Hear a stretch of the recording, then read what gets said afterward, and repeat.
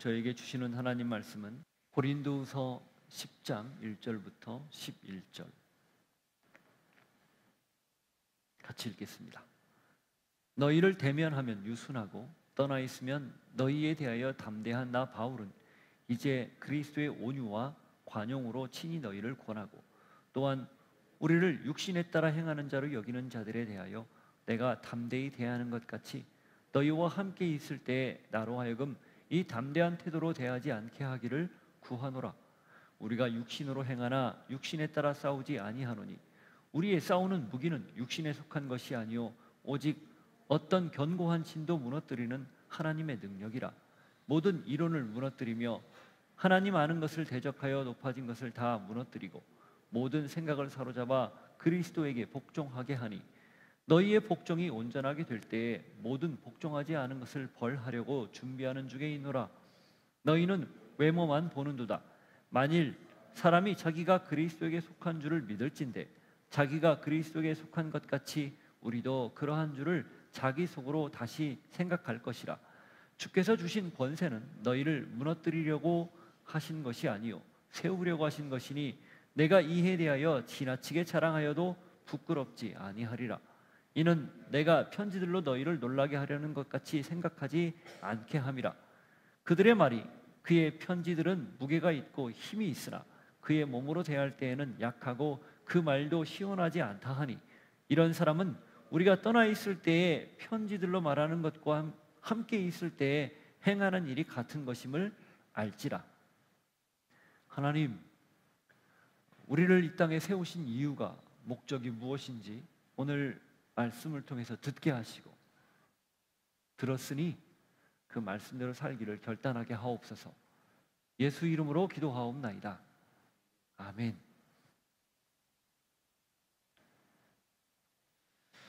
생명작용의 특징, 생명이란 뭘까요? 자라는 것입니다. 한 생명은 나고 자라고 죽는 과정을 거치죠.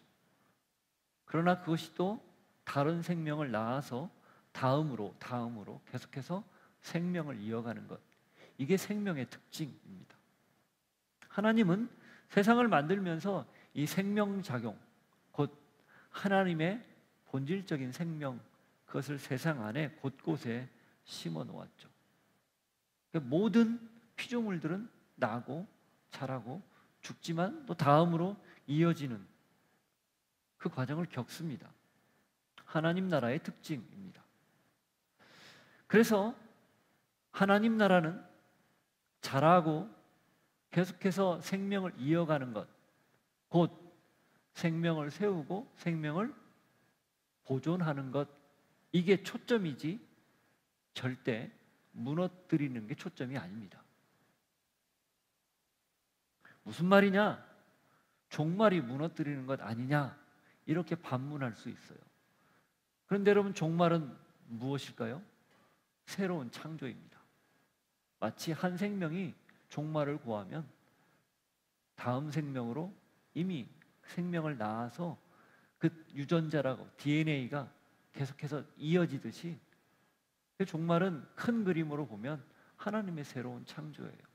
저희가 지금 요한계시록을 아침에 보고 있는데 요한계시록의 메시지는 간단합니다. 최후의 승리입니다. 무슨 승리인가?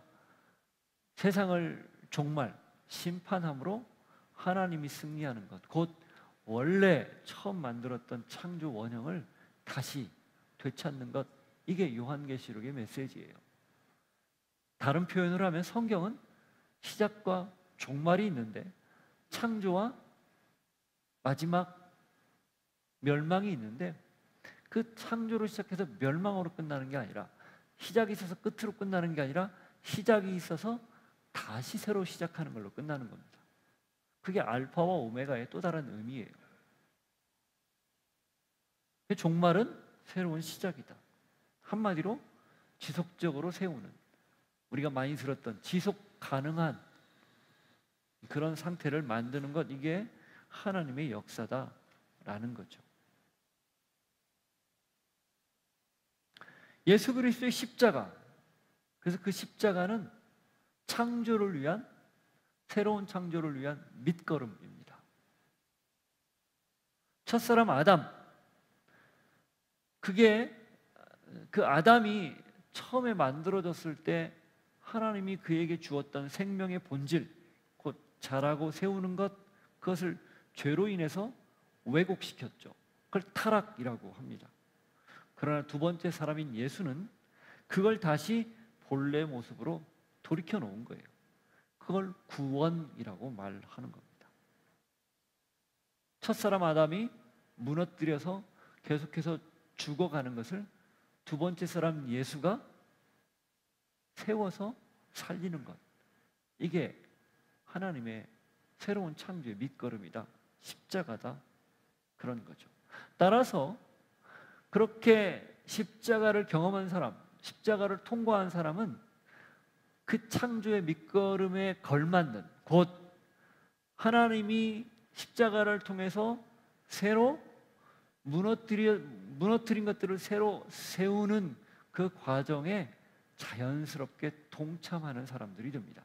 그게 그리스도인의 사명이에요.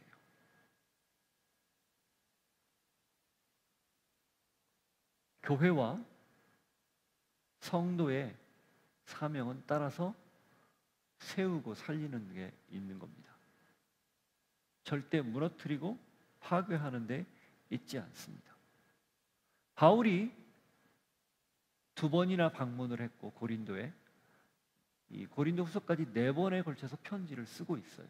왜 그럴까요? 왜 그렇게 애를 쓰고 노력을 할까요? 단순합니다. 간단합니다. 교회를 제대로 세우기 위해서.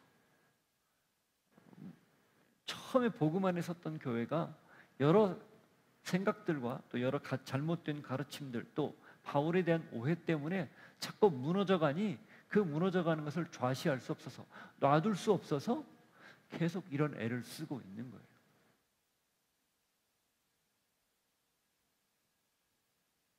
하나님 나라의 일, 지도자의 역할, 성도가 지닐 본질적 사명, 그걸 바울이 다 하기 위해서 지금 이렇게 부단히 노력을 하고 있는 거죠.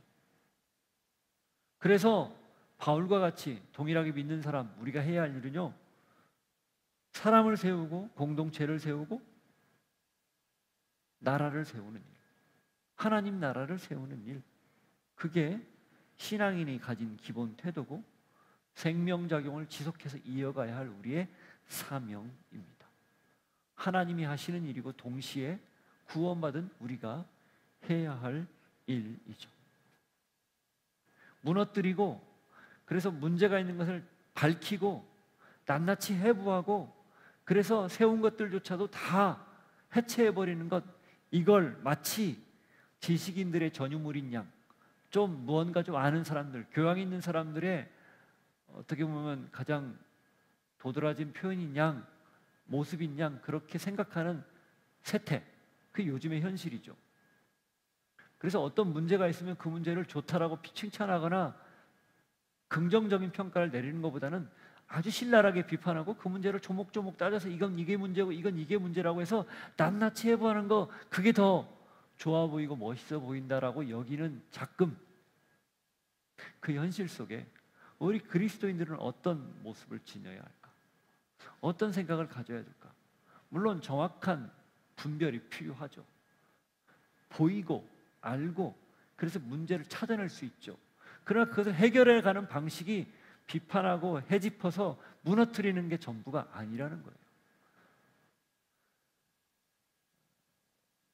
정확하게 보고 그리고 그 데이터를 기반으로 명확하게 문제를 찾았다면 그것을 헤집고 무너뜨리는 것으로 끝나지 않고 대안을 제시하고 세울 수 있는 방법들을 보여주는 것, 이게 적어도 믿는 우리가 해야 할 일이라는 거죠. 세우는 일.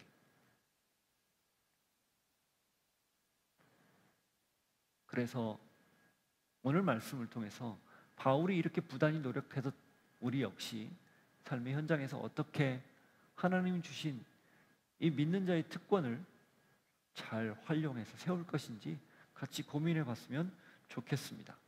1장부터 7장까지 바울이 자신의 사도권을 주도적으로 변호했어요.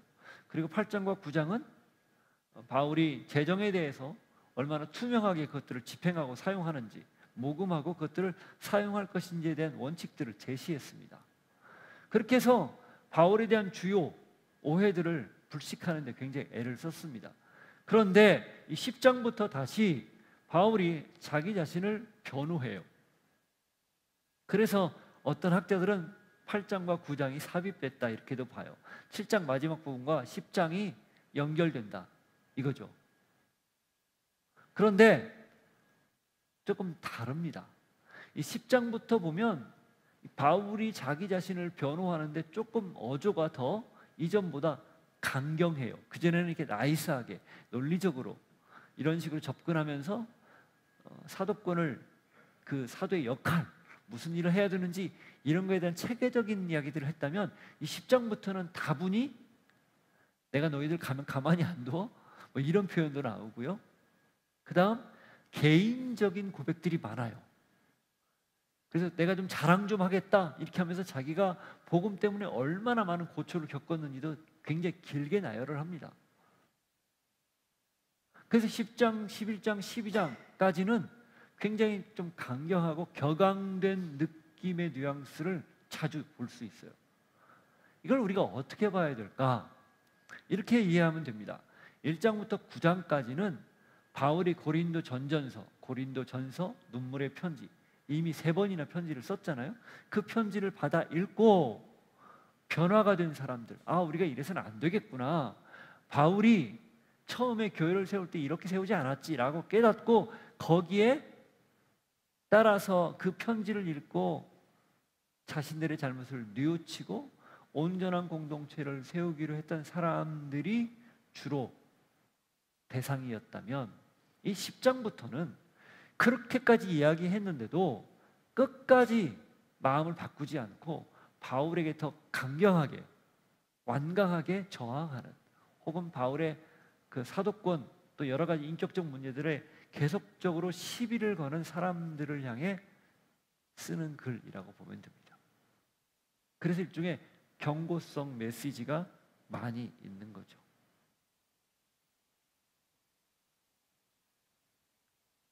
거짓 교사들과 그 거짓 교사들을 용인하는 사람들을 대상으로 쓴 거죠. 자, 11장 3절 5절 한번 보십시오. 11장 3절 5절.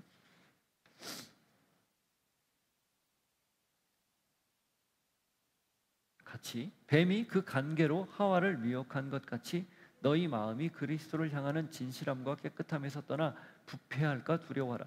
이게 지금 바울의 대적자들 그리고 방관하는 자들을 향해서 하는 말이에요. 만일 누가 가서 우리가 전파하지 아니한 다른 예수를 전파하거나, 혹은 너희가 받지 아니한 다른 영을 받게 하거나, 혹은 너희가 받지 아니한 다른 복음을 받게 할 때에는 너희가 잘 용납하는구나. 가짜를 전하는데 너희들이 잘 용납하는구나. 한마디로 그 얘기예요. 5절, 나는 지극히 크다는 사도들보다 부족한 것이 조금도 없는 줄로 생각하노라. 바울은 그렇지 않았다는 거죠. 온전히 전했다는 걸 얘기하는 거예요. 13절부터 15절도 보세요. 그런 사람들은 누구? 저기 4절에 나오는 잘 용납하는 사람들, 거짓 사도들을 용인하는 고린도 교회의 성도들, 그 얘기예요. 그런 사람들은 거짓 사도요 속이는 일꾼이니 자기를 그리스도의 사도로 가장하는 자들이니라. 이것은 이상한 일이 아니니라. 사탄도 자기를 광명의 천사로 가장하나니 그러므로 사탄의 일꾼들도 자기를 의의 일꾼으로 가장하는 것이 또한 대단한 일이 아니니라. 그들의 마지막은 그 행위대로 되리라. 거짓 교사들을 지금 이렇게 이야기하는 거죠. 또 한 군데 보죠. 12장 20절 21절. 이게 다 거짓 교사들, 용인하는 자들을 향해서 바울이 지금 쓰는 내용이에요. 내가 갈 때에 너희를 내가 원하는 것과 같이 보지 못하고, 또 내가 너희에게 너희가 원하지 않는 것과 같이 보일까 두려워하며, 또 다툼과 시기와 분냄과 당지는 것과 비방과 수군거림과 거만함과 혼란이 있을까 두려워하고, 또 내가 다시 갈 때에 내 하나님이 나를 너희 앞에서 낮추실까 두려워하고, 또 내가 전에 죄를 지은 여러 사람의 그 행한 바 더러움과 음란함과 호색함을 회개하지 아니함 때문에 슬퍼할까 두려워하노라. 여전히 회개하지 않고 돌이키지 않은 사람들이 있어서 그들을 대면했을 때 내가 그들에게 어떻게 강경하게, 얼마나 더 강하게 할지 나도 모르겠다. 장담할 수 없다. 그만큼 지금 고린도 성도 중에 일부는 바울에 대해서 여전히 적대적이었다, 이 말이에요. 그래서 바울이 10장부터 이 내용을 좀 강경하게 쓰면서 무엇을 하고 있는 걸까요? 파이널 찬스, 마지막 기회를 주고 있는 거예요. 그럼 그 기회를 주는 목적이 뭘까요? 왜 기회를 줍니까? 세우려고. 무너뜨리는 게 목적이 아니니까. 그 뉘앙스로 10장부터 읽어가면 돼요. 아무리 강경하고 아무리 윽박지르는 것 같아도 바울의 본심은 그들을 돌이키려고, 세우려고 하는 데 있었다. 이게 기본 전제입니다. 자, 그런 맥락에서 1절을 보십시오. 그럼 이해가 돼요. 너희를 대면하면 유순하고 떠나 있으면 너희에 대하여 담대한 나 바울은 이제 그리스도의 온유와 관용으로 친히 너희를 권하고, 이렇게 돼 있어요. 이게 우리말이 좀 옛 개역 개정이 약간 어려운 번역도 있어서 제가 새 번역으로 읽어드릴게요. 훨씬 이해가 쉽습니다. 나 바울은 그리스도의 온유하심과 관대하심을 힘입어 여러분을 권면합니다. 그리스도의 온유와 관대함에 의지해서 권면합니다. 이게 전제예요. 내가 얼굴을 마주 대하고 있을 때에는 여러분에게 유순하나 떠나 있을 때에는 여러분에게 강경하다고들 합니다. 사람들 앞에서는 부들부들 그냥 다 좋은 것처럼 행동하나 떠나면 이렇게 편지를 써서 강경하게 말하는, 약간 인격적으로 문제가 있는 듯한 그런 사람이라고들 합디다, 그 얘기예요. 내가 이걸 알고 들었습니다, 그 말이죠. 힘 있는 자 앞에서는 비굴하고 힘 없는 자 앞에서는 강경한, 강한, 이런 말 우리가 많이 듣죠. 이게 전형적인 비인간적인 모습 아닙니까? 지금 바울이 그런 평가를 듣고 있는 거예요. 누구한테? 비난하는 자들, 적대자들에게. 그러나 바울은 이들을 놓고 뭐라고 얘기해요? 그리스도의 온유함과 관대함으로 대합니다. 이미 말씀드린 것처럼 바울이 글을 쓰는 목적이 그들을 세우기 위해서였다는 거죠. 그걸 분명히 밝히는 거예요. 그러니 이어서 어떻게 얘기합니까? 2절 보십시오. 또한 우리를 육신에 따라 행하는 자로 여기는 자들에 대하여 내가 담대히 하는 것 같이 너희와 함께 있을 때 나로 하여금 담대한 태도로 대하지 않게 하기를 구하노라. 역시 새 번역을 읽어드릴게요. 아까 온유함과 관대함으로 내가 권합니다. 당신들이 나를 말과 행동이 다르다는, 사람 당신들 앞에 있을 때와 당신들 떠나 있을 때 다른 사람으로 그렇게 인격적으로 모독을 했는데, 보십시오. 2절. 내가 여러분에게 청하는 것은, 부탁합니다. 내가 가서 여러분을 대할 때에 강경하게 대해야 할 일이 없게 해달라는 것입니다. 내가 여러분 앞에 갔을 때 강경하게 여러분을 대하지 않도록 좀 도와달라, 그 말이에요. 그러나 우리가 육정을 따라서 처신한다고 여기는 사람들에게는 나는 확신을 가지고 담대하게 대하려고 합니다.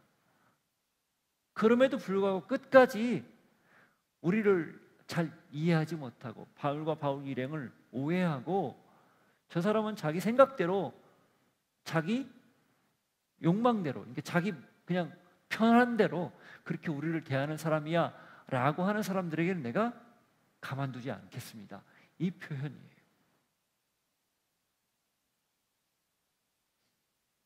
뭐가 느껴지세요? 1절, 2절에서 마치 예언서에서 하나님이 이스라엘 백성들을, 예언자를 보내서 경고할 때 막 강한 어조로 심판을 선언하잖아요. 근데 그 심판 메시지의 본질이 뭡니까? 심판은 항상 이중적이거든요. 심판은 구원입니다. 심판 메시지를 그렇게 선언하는 이유는 그들이 결국 돌이키기를 원해서 아니겠어요? 무너진 장막을 다시 세우기 위해서 아니겠습니까? 아모스 9장 11절 12절을 보십시오.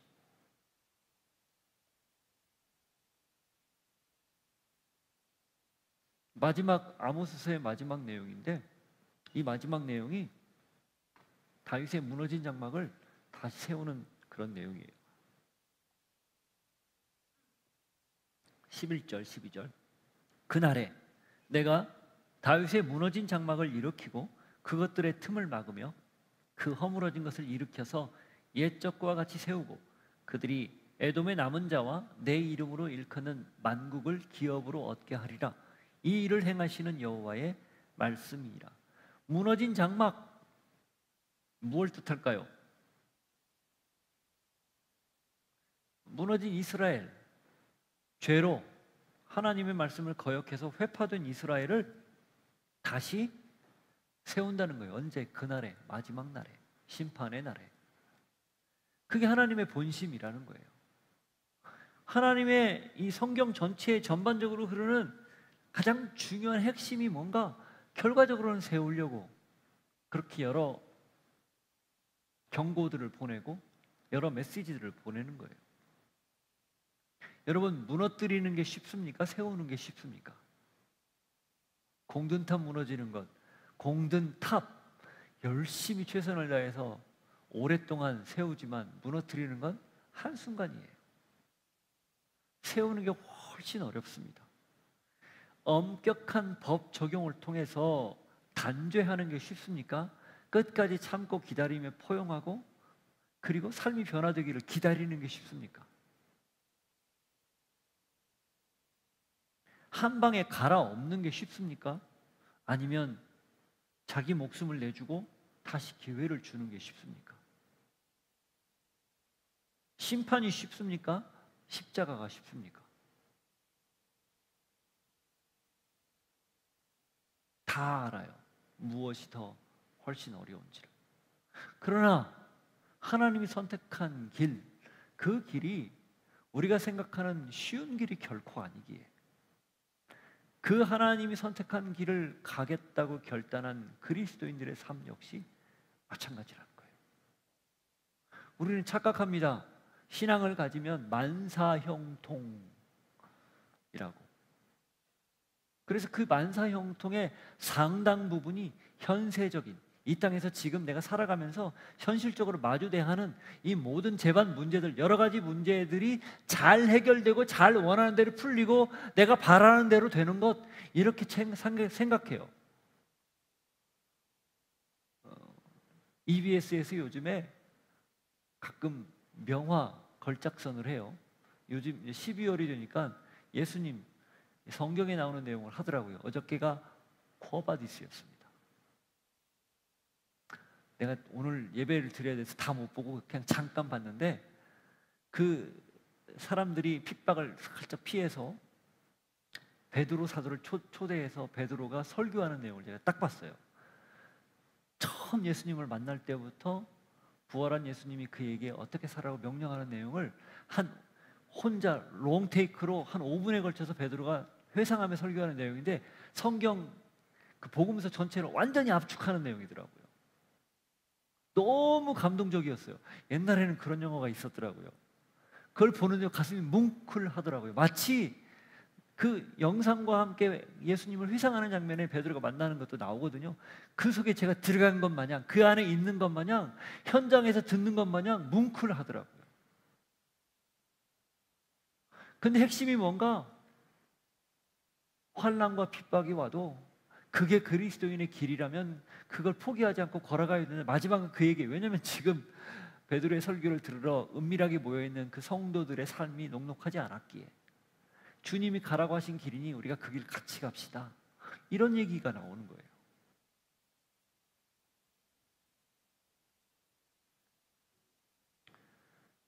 그리스도인의 삶엔 결단코 쉬운 길이 없습니다. 쉬운 길 가기 위해서 왔다, 애절하게 포기해야 돼요. 자꾸 실망만 할 거예요. 하나님한테 삐지는 일만 생길 거예요. 시험 드는 일만 생길 거예요.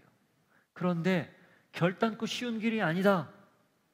언제나 좁은 길이고 낮은 길이고 비난받는 길이고 소외된 길이고 아무도 가지 않는 길이고 외로운 길이다. 그런 마음을 가졌다면 갈 만한 길입니다.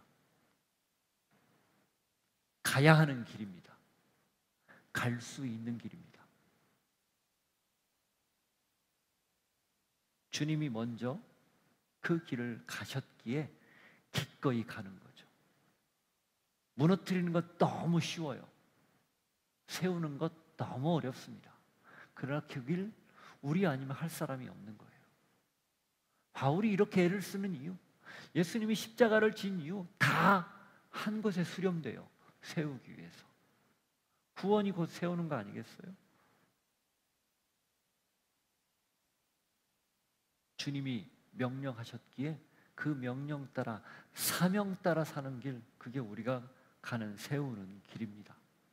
신앙인이 된 것, 그리스도에게 속한 사람이 된 것, 하늘과 땅의 모든 권세를 위임받은 것, 세우기 위해서, 살리기 위해서, 생명을 전하고 나누기 위해서라는 것, 그게 우리의 역할이고 몫이라는 걸 꼭 기억할 수 있기를 바라요. 그러니 의미 있는 길 아닙니까? 남들은 전부 재미를 추구할 때 우리는 의미를 따라 살기로 결정했잖아요. 그러니 그렇게 살아야 되는 거죠. 우리는 하나님으로부터 세우라고 권한을, 권위를 위임받은 사람들이라는 사실을 꼭 기억할 수 있기를 바랍니다. 자, 그렇게 해서 분명히 바울이 목적을 밝혀요. 세우기 위해서다. 그런데 고린도 성도들은 바울이 육체대로 살면서 자신들을 강경하게 대한다고 오해했었죠. 그 1절에 나왔죠. 그런데도 불구하고 바울은 그의 인격이 이렇게 훼손당하고 오해를 받음에도 불구하고 그들에게 온유함과 관대함으로 대한다고 전제를 했고, 이제 뭐라고 얘기하는가? 3절 보십시오. 우리가 육신으로 행하나 육신에 따라 싸우지 아니하노니. 자, 이게 무슨 말인가? 역시 세 번역 제가 읽어드릴게요. 우리가 육신을 입고 살고 있습니다마는 육정을 따라서 싸우는 것은 아닙니다.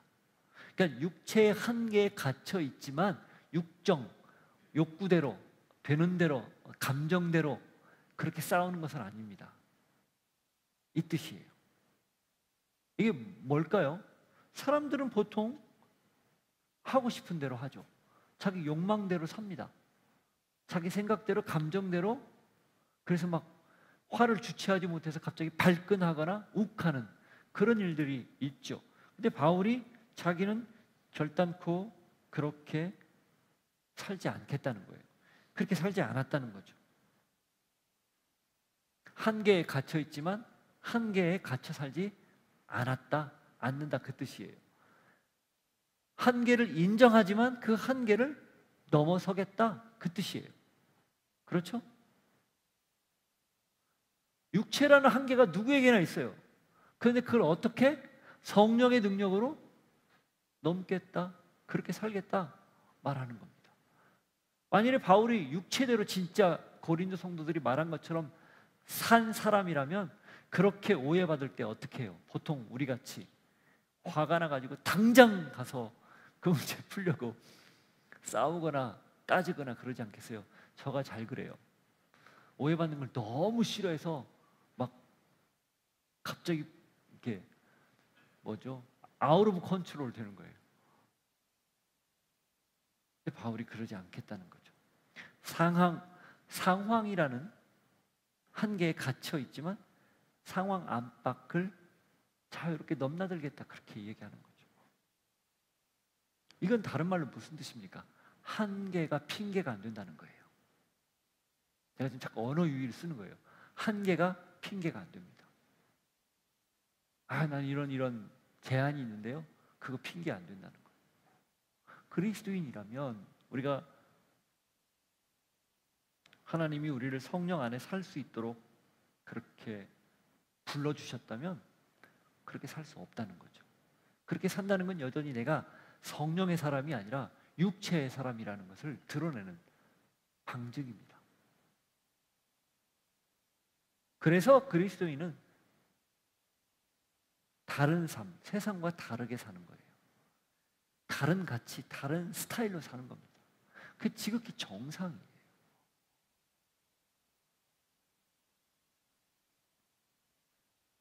그래서 바울이 이렇게 말합니다.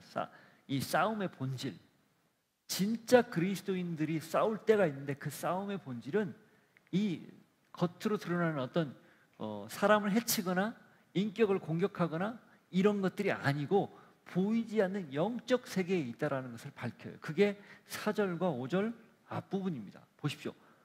우리의 싸우는 무기는 육신에 속한 것이 아니요 오직 어떠한 견고한 진도 무너뜨리는 하나님의 능력이라. 모든 이론을 무너뜨리며 하나님을 아는 것을 대적하여 높아진 것을 다 무너뜨리고, 거기까지. 그 바울이 이야기하는 싸움의 대상이 뭡니까? 사람이 아니라 잘못된 이론으로 무장한 궤변, 그 다음 하나님을 아는 지식을 가로막는 교만, 이런저런 생각으로 마음의 초점을 잃게 하는 여러 가지 생각들, 이것들이라는 거예요. 이게 4절 5절을 풀어 쓴 내용이에요.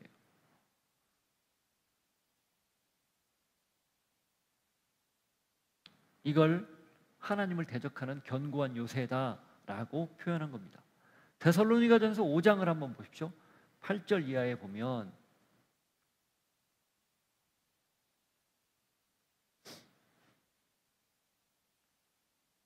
이와 비슷한 내용들이 에베소서에도 나오죠. 우리가 도대체 싸워야 할 대상이 무엇인가? 자, 5장 8절부터 우리는 낮에 속하였으니 정신을 차리고 믿음과 사랑의 호심경을 붙이고 구원의 소망의 투구를 쓰자. 하나님이 우리를 세우심은 노하심에 이르게 하심이 아니요 오직 우리 주 예수 그리스도로 말미암아 구원을 받게 하심이라. 예수께서 우리를 위하여 죽으사 우리로 하여금 깨어있든지 자든지 자기와 함께 살게 하려 하셨느니라. 그러므로 피차 권면하고 서로 덕을 세우기를 너희가 하는 것 같이 하라. 핵심은 뭐예요? 보이지 않는 세계, 그것과 싸워서 성도가 성도를 서로 건강하게 세우는 것, 덕을 세우고 성도를 세우고 교회를 세우고 신앙을 세우고, 이게 그리스도인들이 사는 이유요 목적이라는 거예요. 같은 맥락이죠. 그러니까 바울이 지금 고린도 성도들을 향해서, 특별히 강경한 사람들을 향해서조차도 그들 이면에 있는 그들의 마음을 그렇게 천갈래 만갈래로 분리시키고 바울에 대해서 잘못된 생각들을 갖게 하는 그들의 왜곡된 마음들을 자꾸 드러내고 돌이킬 수 있도록 그렇게 역사하는 모습, 그 안에 담겨 있다라는 거죠.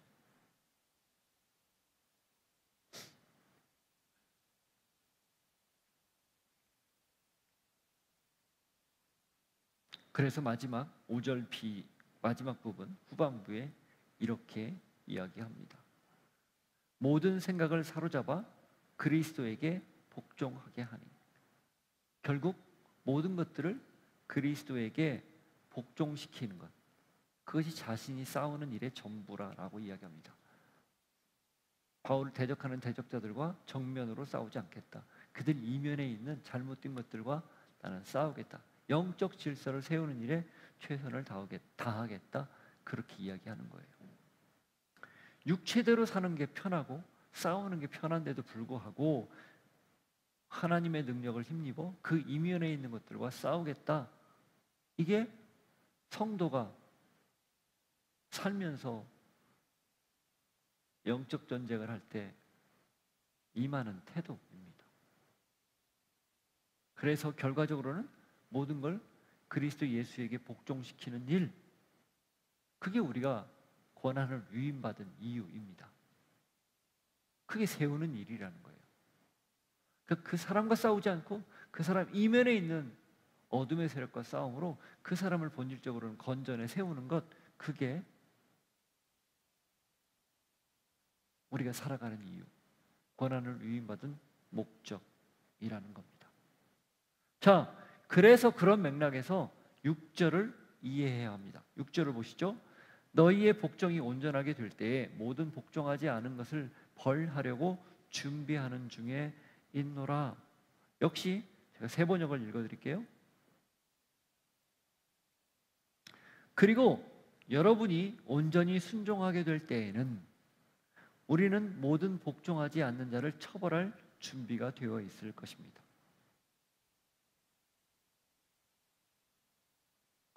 그리고 여러분이 온전히 순종하게 될 때에는, 말씀을 읽고 편지를 읽고 제대로 순종하게 될 때에는 이제 나머지 복종하지 않는 자들은 처벌하려고 합니다. 그럴 준비가 돼 있습니다. 이렇게 표현하는 거죠. 고린도 교회 성도 대부분이 온전하게 복종했는데도 여전히 대적하는 자들, 그들에게 남은 건 딱 하나, 징계밖에 없다. 그 얘기를 해요. 그렇지만 여기에 준비되어 있다라는 말, 이게 뭐예요? 아직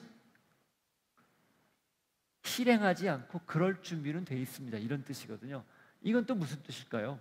마찬가지예요. 여전히 여지를 남겨놓는 겁니다. 경고성 메시지죠. 아까 얘기했던 예언서에 하나님이 선지자들을 보내서 하는 것과 같은 맥락입니다. 바울의 아버지 같은 마음이에요. 예언서 4장 14절 15절을 보면 바울이 고린도 성도들을 대하는 본심을 이렇게 써놨습니다.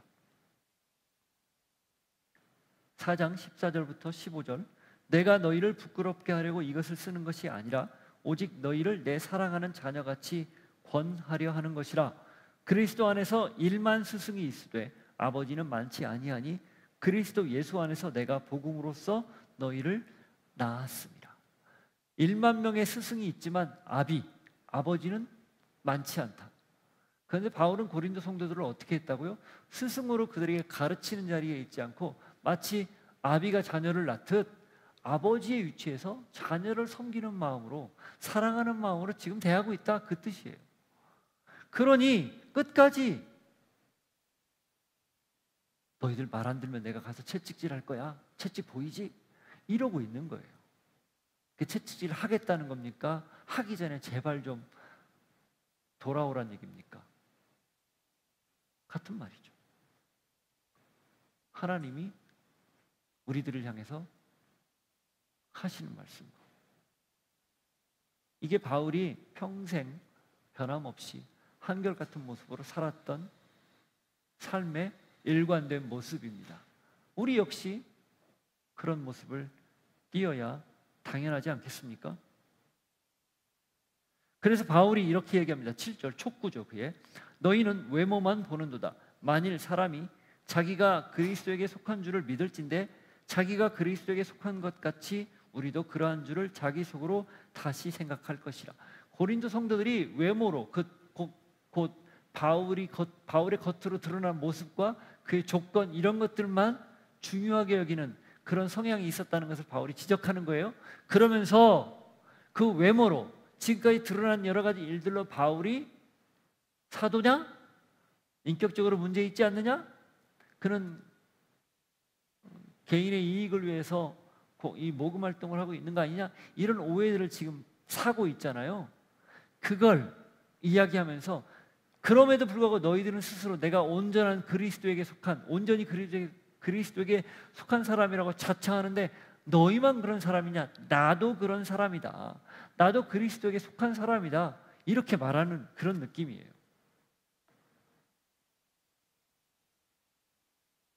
너희들이 스스로 그리스도에게 속했다고 여긴다면 나도 그런 사람이라는 것을 알아야 된다, 이런 뜻이죠. 그래서 8절, 오늘의 핵심 구절인데 이렇게 표현하는 겁니다. 주께서 주신 권세는 너희를 무너뜨리려고 하신 것이 아니요 세우려고 하신 것이니 내가 이에 대하여 지나치게 자랑하여도 부끄럽지 아니하리라. 하나님이 바울에게 왜 권위, 권세, 권한을 주셨는가? 세우려고. 이걸 명확히 밝히는 거예요. 어떤 일을 세우려면 그에 상응하는 힘이 필요하죠. 권한이 필요합니다. 그 권한은 어떻게 부여됩니까? 요즘 사람들에게서 부여되죠. 자리가 사람에게 주어질 때 그 자리는 누구에 의해서 주어져요? 사람에 의해서 주어지죠. 그게 뭐 지도자가 됐건 무슨 그 국민을 대표하는 사람이 되었건 사람들이 투표해서 선출을 해요. 그래서 그 권위에 힘이 있는 겁니다. 그 가진 힘에 그 가지고 있는 자리에 힘이 주어지는 거예요. 근데 그걸 벗어나면 어떻게 돼요? 소위 말하면 민의를 벗어나면 어떻게 돼요? 그 권위는 아무런 영향력이 없습니다. 힘은 있겠죠. 자리를 보존하고 있다면. 법률적으로 보장은 받겠죠. 그러나 아무도 따라가지 않습니다. 그게 인간이 지금까지 겪어오면서 숱하게 봐왔던 역사의 현실이에요. 그런데 신앙인은 그 최종 권위를 누구에게 둡니까? 사람에게도 두지만 사람들이 인정하는 그런 권위도 있지만 누구에게 그 권위를 둬요? 최종 권위. 그걸 누가 부여해요? 하나님이 부여하거든요. 바울은 지금 자신이 하나님에게 부여받은 하나님의 사도, 그리스도 예수의 사도라는 분명한 자의식 속에서 이 권한을 나에게 왜 주셨는가? 나에게 복음을 전하라는 이 사도 직분을 왜 주셨는가? 사람들을 세우라고 줬다라는 것을 분명히 알고 있었던 거예요. 그러니 한치의 흐트러짐도 없이 지금껏 그렇게 살아왔다는 것을 정확하게 말하고 있는 거죠.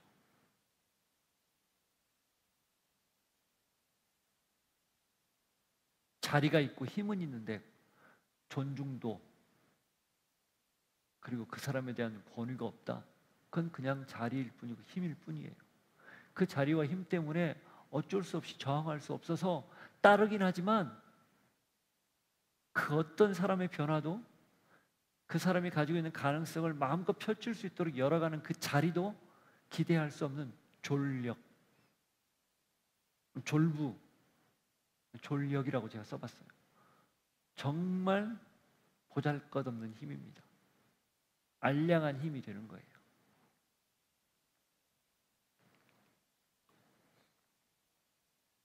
여러분, 사람들은 권력, 힘을 추구합니다. 그런데 그리스도인들은 힘을 추구하지 않습니다. 권위, 하나님이 주신 인정, 권위를 늘 꿈꿔야 합니다. 하나님이 우리에게 내려주신 성령의 능력, 권위, 그게 있어야 결과적으로 한 사람 한 사람에게 영향을 줄 수 있어요. 힘은 미치는 그 힘의 영역과 대상이 제한적이에요. 시간과 공간의 제한을 받아요. 그 사람이 그 자리에 있을 때만 힘을 미칩니다. 그곳에 있는 사람들 외에는 미칠 수 없어요. 그러나 하나님이 주신 권위는요, 시공을 초월합니다. 왜 예수 그리스도의 그 능력이 지금껏 우리에게 영향을 미칠까요? 하나님이 주신 권위이기 때문이에요. 왜 성경에 쓰여져 있는 말씀이, 바울이 쓴 이 내용들이 우리에게 여지껏 영향을 미칩니까? 하나님이 주신 권위가 그에게 있었기 때문이에요. 우리 그리스도인들이 이 땅에 살아갈 때 추구해야 될 힘이 무언가? 하나님이 주신 권위예요. 왜? 세워야 하기 때문에.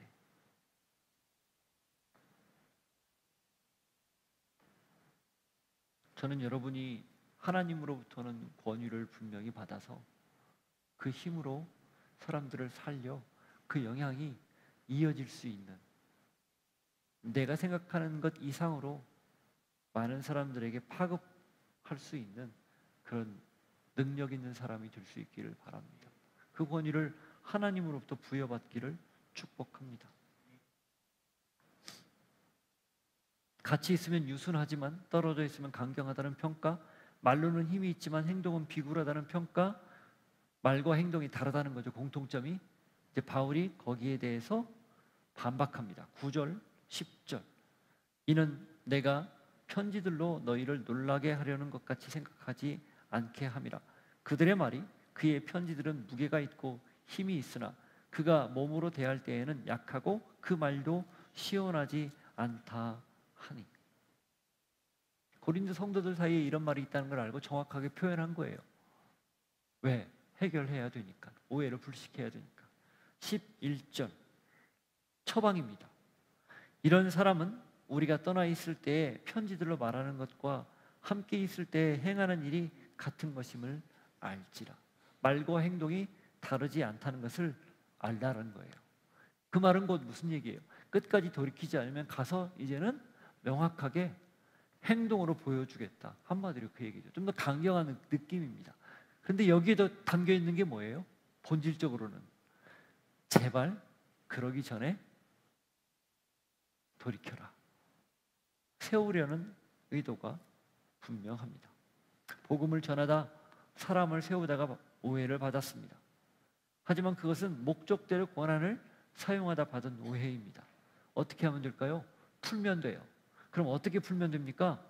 보상받으려고 안갚음하려고 푸는 게 아니라 본문에서 지속적으로 흐르는 바울의 본심, 사람을 세우는 목적대로 풀어가는 거예요. 그리스도로부터 권한을 위임받았기에 그 위임받은 권한으로 끝까지 포기하지 않고 그 사람을 마지막 순간까지 얻으려고 세우려고 하는 그 마음, 그걸 가지면 됩니다. 그러면 그 본심이 통해요. 저는 고린도후서를 고린도 교회 성도들이 받아 읽고 결과적으로는 그 중에 안 변한 사람도 있겠죠. 대부분이 변했다고 봐요. 그러니 고린도에 방문해서 언젠가 말씀드렸던 것처럼 거기서 가장 기독교 역사상 가장 위대한 저작물들이 탄생하죠. 뭡니까? 로마서. 로마서를 바울이 고린도에 3개월 머물면서 마지막 세 번째 방문, 그리고 나서 예루살렘으로 오잖아요. 그때 쓰거든요. 가장 위대한 저작물이 그 상황에서 쓰여졌다고 봐요. 그 모든 갈등과 고민을 다 겪어내면서 끝까지 한 사람이라도 살리려고 애썼던, 세우려고 애썼던 바울의 그 간절함이 묻어나고 그게 결국 교회를 변화시켰고 그게 교회 안에 평안함으로 임했을 때 바울이 복음에 대한 열망을 담아서 구원의 핵심, 십자가의 핵심, 사람들이 어떻게 살아야 되는지 신앙의 핵심을 그렇게 체계적으로 성령의 감동에 따라 쓴 것으로 봅니다. 은혜죠. 왜 이게 가능했을까? 권한받은 위임받은 권한을 세우려고 썼기 때문에 여러분도 그렇게 신앙 안에서 살아낼 수 있기를 축복합니다. 지금은 우리 구주 예수 그리스도의 은혜와 하나님 아버지의 사랑과 성령님의 교통하심이 사람을 세우고 살리라고 우리에게 부여된 권위, 성령의 능력으로 잘 사용하기를 원합니다. 모든 것이 주님의 은혜입니다. 고백하고 결단하는 주의 백성들 머리 위에 삶의 자리 위에 함께 하시기를 간절히 축원하옵나이다. 아멘.